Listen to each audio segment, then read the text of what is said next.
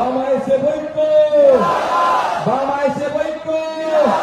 দেগঙ্গা বলছে, দেগঙ্গা বলছে, দেগঙ্গা বলছে আগামী 29 এপ্রিল আসছে দিন, দিকে দিকে বলে দিন, এই চাঞ্চল্যের বলে দিন, হতাশদের বলে দিন, এই সংবিধি বিনষ্টকারীদের বলে দিন, এই সুরেন্দ্র বাবুদের বলে দিন, এই বিজেপিকে বলে দিন, তৃণমূলকে বলে দিন।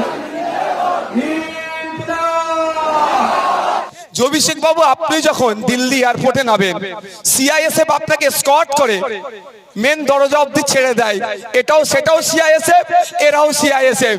ও আপনাকে এয়ারপোর্ট থেকে, ফ্লাইট থেকে মেন গেট পর্যন্ত অমিত শাহ পুলিশ ছেড়ে দিলে কোনো অসুবিধা হয় না।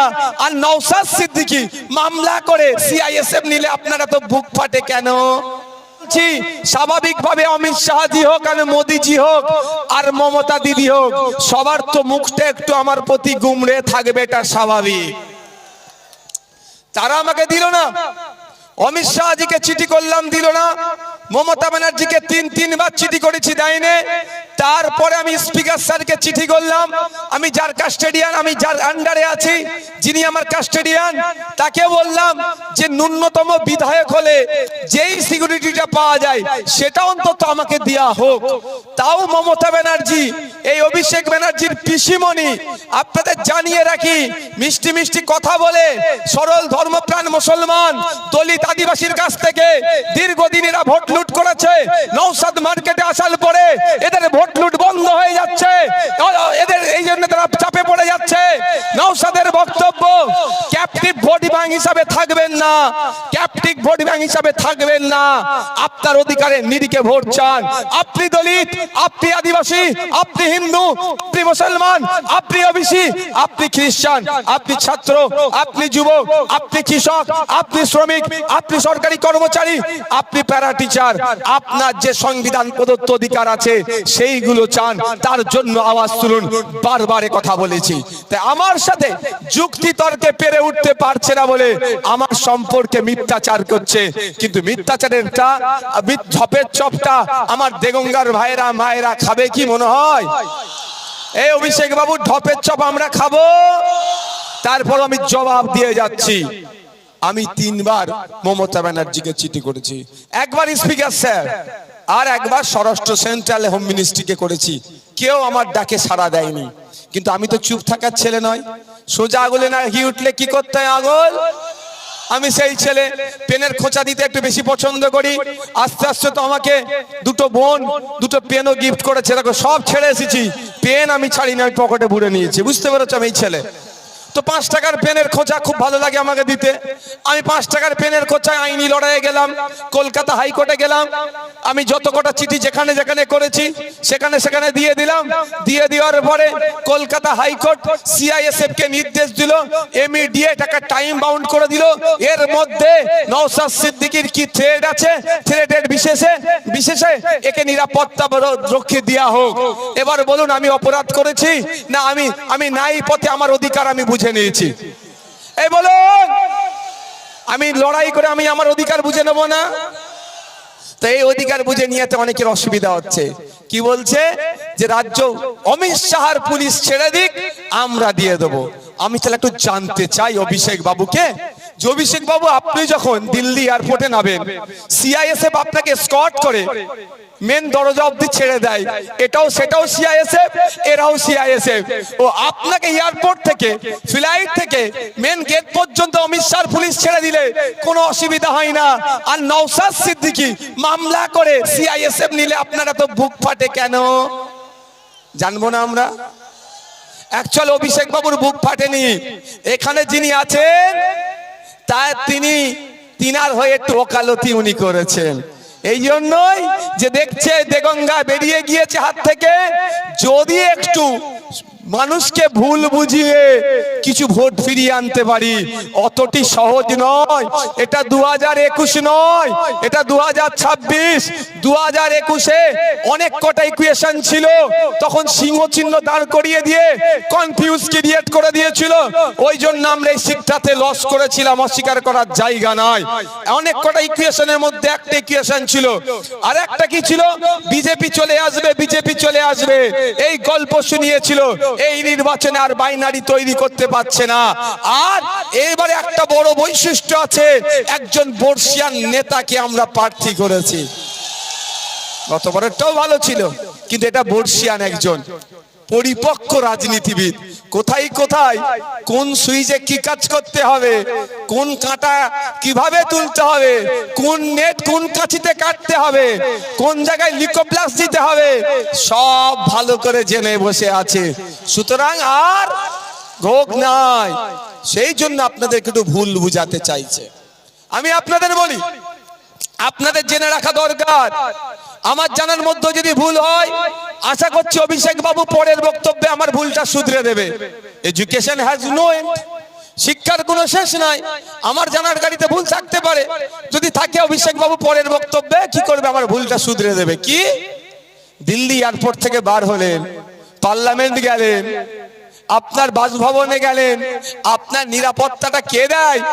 বাংলার police, West Bengal police, Calcutta police, না ব্যারাকপুর কমিশনারেটের পুলিশ দেয়? কে দেয়? দিল্লি পুলিশ দেয়। দিল্লি পুলিশ কার আন্ডারে? সিআইএসএফ যার আন্ডারে, দিল্লি পুলিশও তার আন্ডারে, তথা অমিত শাহজির আন্ডারে। দিল্লিতে গিয়ে আপনি দিল্লি পুলিশের নিরাপত্তা নেবেন, তখন কোনো অসুবিধা নাই, তখন খুব ভালো লাগে। আর নওশাদ সিদ্দিকীর উপরে প্রাণঘাতী হামলা আপনারা চালাচ্ছেন, তাহলে সেখানে নওশাদ সিদ্দিকী আর লড়াই করে, আইনি লড়াই করে নিরাপত্তা রক্ষী দিলে এত কেন অসুবিধা হয় আপনাদের? এই প্রশ্ন করবেন না? তাহলে ক্লিয়ার মেসেজ, মেসেজ ক্লিয়ার তো? তাহলে কেউ যদি বলে অমিত শাহজির পুলিশ ছেড়ে দিতে, বা কেন অমিত শাহজির পুলিশ নিয়ে ঘুরছে, উত্তর দিতে পারবেন? এরপরে একটা প্রশ্ন থাকছে, উনি বলেছেন অমিত শাহজির পুলিশ কি ছেড়ে দেওয়ার কথা। হ্যাঁ, আমি অমিত শাহজির পুলিশ তো নয়, এটা দেশের পুলিশ। কি, এটা দেশের পুলিশ, দেশের force, central reserve arms forces এর মধ্যে এরা একজন। তাই এটা দেশের ফোর্স। তারপরেও বলছি, আপনি বলুন, আর এরপর থেকে যখন দিল্লি যাবেন, এয়ারপোর্টে ফ্লাইট থেকে নেবে, পার্লামেন্ট হাউস বলুন আর আপনার বাসভবন বলুন, বা আপনি যেখানে থাকেন সেইখান পর্যন্ত আপনি কথা দেন দিল্লি পুলিশকে নেবেন না। আমিও কথা দিচ্ছি, বিনা সিকিউরিটিতে আমিও ঘুরবো। কি বলছি বুঝে আসছে? উনি দিল্লিতে গিয়ে অমিত শাহ পুলিশ নেবে, সেখানে অসুবিধা নাই। আর নওশাদ এখানে মামলা করে দেশের পুলিশ নেবে, ওনার ওই জন্য বুক ফেটে যায়। কি বলছি বুঝে আসছে? এগুলো আপনাকে মাইন্ডকে ডাইভার্ট করতে চাইছে। আমরা মাইন্ড সেট আপ করে নিয়েছি তো। ইভিএম মেশিনের ক নম্বরে?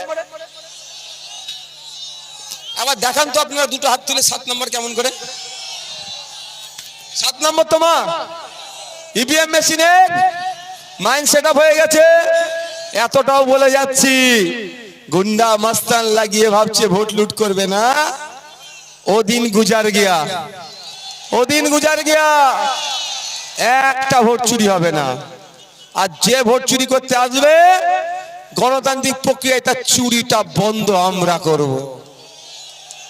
আমি শুনছিলাম, সত্য মিথ্যা জানি না, ফেসবুকে একটা পোস্ট দেখেছি, পোস্টটা নিয়ে আলোচনা করব। আমি কিন্তু তথ্য ছাড়া কথা বলি না, আপনারা জানেন। ঝোঁকে এসে গেল বলে বলছি।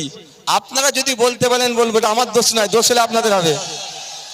একজন ফেসবুকে লিখেছে, 16 কোটি টাকা দিয়ে যিনি প্রার্থী হন, তিনি ভোটে জিতলে কিভাবে শোষণ করবে। বুঝে আসছে কার কথা বলছে? তাহলে উনি যদি 16 কোটি টাকা শুধু প্রার্থী হওয়ার জন্য দেন, জিতার জন্য আরো 16 কোটি টাকা খরচ করবে নিশ্চিত ভাবে।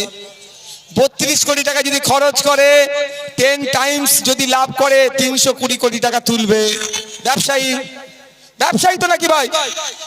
কেমনটা বৈধ ব্যবসা অবৈধ ব্যবসা আমি জানি না ভাই, ও আইন জানে, কিন্তু ব্যবসায়ী তো। 10 টাইমস যদি লাভ তৈরি করতে চায়, 320 কোটি টাকা কোথা থেকে আসবে? বলুন, আপনার আমার কাছ থেকে তুলবে কিভাবে তুলবে? আপনার এলাকায় ঢালাই রাস্তা 8 ফুটের 6 ফুট করে দেবে, বালি পাথর সিমেন্ট ভাগ কমিয়ে দেবে, আর 6 ইঞ্চি গেজ 4 ইঞ্চি গেজ করে দেবে। ক্ষতি আপনার হবে। তাই আপনাদের বলবো, বাড়ি দেওয়ার লোভ দেখাবে, যা দেবে টাকা পয়সা জামা কাপড় যা দেবে সব নিয়ে নেবেন, নিয়ে নেন, ছাড়বেন না। মাথায় থাকবে, ছাড়াছাড়ির কোনো জায়গা নাই, যা পাবেন সব নিয়ে নেবেন। ভোটটা ইভিএম মেশিনের 29 তারিখ সকালে যে চুপচাপ থামে ছাপ দিয়ে দেবেন। শুধু এটা নয়, লোক এখন ওনাকে ভাড়া করতে হচ্ছে। আমার কাছে খবর আছে 500 টাকায় আর কেউ ভাড়া খাটতে চাইছে না। তা আপনাদেরও বলছি, যদি 1000 টাকার অফার আসে ছাড়বেন না, চক্কর মেরে দেবেন ভোটটা। আরে আমি আমার কথা বলছি, ভাঙড়ের কথা, ভাঙড়ের কথা।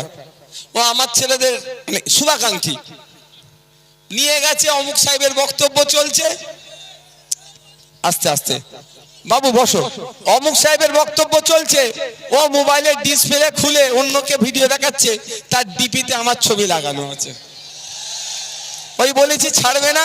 300 টাকা যদি রোজের বদলে 500 টাকা পাও 2 ঘন্টার জন্য, কেন ছাড়বে? আমি বলছি অফার গ্রহণ করে নাও, ভোটটা কিন্তু আমাকে দিতে হবে, খাম চিহ্নকে। তাই বন্ধুগণ, আমি আপনাদের বলবো একটা কথা, যে আগামী 5 বছর দেগঙ্গার ভালো থাকা শুধু নয়, রাজ্যের মানুষের হয়ে লড়াই করার জন্য, নওশাদ সিদ্দিকীর পাশে সাথ দেওয়ার জন্য, নওশাদ সিদ্দিকীর সুরে সুর মিলিয়ে আইনের সবার মধ্যে গিয়ে শিক্ষা, স্বাস্থ্য, কর্মসংস্থান সহ যে বিলগুলো নিয়ে আসছেন মানুষের বিপক্ষে যাচ্ছে, যেমন আপনার ওয়াকফ সংশোধনী আইন থেকে শুরু করে বিভিন্ন আইন, ফরেস্ট রাইট অ্যাক্টকে অ্যামেন্ডমেন্ট করে যেভাবে মানুষের অধিকার কেড়ে নিচ্ছে, তার বিরুদ্ধে লড়াই করার জন্য আমার পাশে একজনকে সাথে দেবেন তো নাকি? দেবেন তো নাকি? আগের দিনে হিসাব দিয়েছিলাম 1 লাখ পার। আমি এটা বলবো না এখানে ভিড়টা। আমি আজকে দেগঙ্গা থেকে, দেগঙ্গার ও মাথা থেকে দাঁড়াচ্ছা শুরু করলাম। কোথা থেকে?